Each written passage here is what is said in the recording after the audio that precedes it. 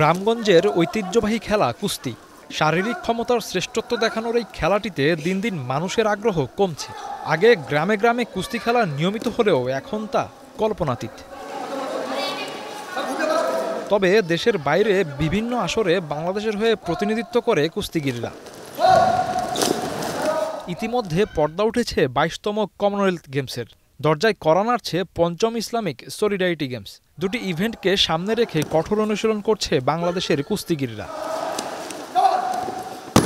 কমনওয়েলথে বাংলাদেশের হয়ে প্রতিনিধিত্ব করবেন দুজন নারী ও দুজন পুরুষ।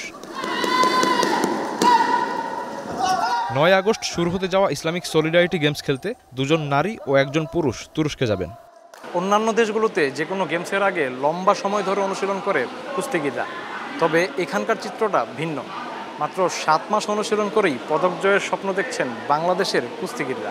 আমরা চেষ্টায় আছি যে আমাদের দেশের জন্য আমরা আর কি একটা পদক জিতে আনবো। আমরা তো আশাবাদী, দেখা গেল যে দেশের জন্য কিছু করব। অবশ্যই গোল্ড আমি চাইবো, আমার যতটুকু সম্ভব গোল্ড আনার চেষ্টা করব। অনেক ভালো প্রস্তুতি নিছি, এই জন্য পদকের আশা করতেছি, আর পদক পাবো ইনশাআল্লাহ।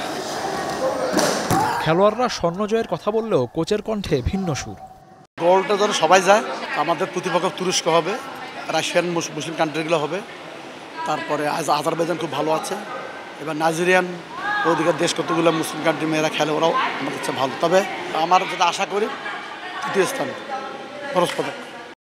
কুস্তিতে কমনওয়েলথ গেমসে এখন পর্যন্ত কোনো পদক জিততে পারেনি বাংলাদেশ। তবে সলিডারিটিতে একমাত্র পদক কুস্তিগির শিরিন সুলতানার।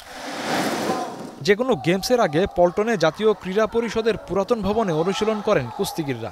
সেখানে অনুশীলন করতে ধকল পোহাতে হয় খেলোয়াড়দের। প্রথম সমস্যা বলতে গেলে আমাদের যে প্র্যাকটিস গ্রাউন্ডটা, সেটার জন্য আমরা সবাই মোটামুটি কষ্ট করছি। এই পরিবেশে প্র্যাকটিস আসলে হয় না। সমস্যা আরও আছে। গেমসগুলোতে নারীরাও অংশ নেন, তবে তাদের জন্য নেই আলাদা কোনো নারী কোচ। আমাদের ফেডারেশনে সম্ভবত মেয়ে কোচ নাই, ট্রেনার নাই। একটা ছেলে কোচের সাথে একটা মেয়ে সবসময় সব দিক দিয়ে ফ্রি হইতে পারে না। যদি একটা মেয়ে মানুষটাকে কিছু পার্সোনাল কিছু থাকে যেটা ওনার কাছে বলা সম্ভব হয় না, সেটা বলার জন্য আমরা যদি ওনাকে একটা মেয়ে কোচ পাইতাম তাহলে আমাদের জন্য অবশ্যই ভালো হতো। এক্ষেত্রে কুস্তি ফেডারেশনের ভূমিকা কি? কুস্তিতে নারী কোচ নেই কেন? নারী যারা আছে তাদের এখনও তারা কোচিং করবার জন্য তারা এখনও আগে আসে নাই। আমাদের দিক দিয়ে অনেক উদ্যোগ আছে, আমরা তাদেরকে আগে আসতে চাই, কিন্তু তারা আগে আসতে চায় না। সব সমস্যা ছাপিয়ে কুস্তিতে পদক জিতুক বাংলাদেশ, এমনটাই প্রত্যাশা সকলের। এস কে শাওন, এখন, ঢাকা।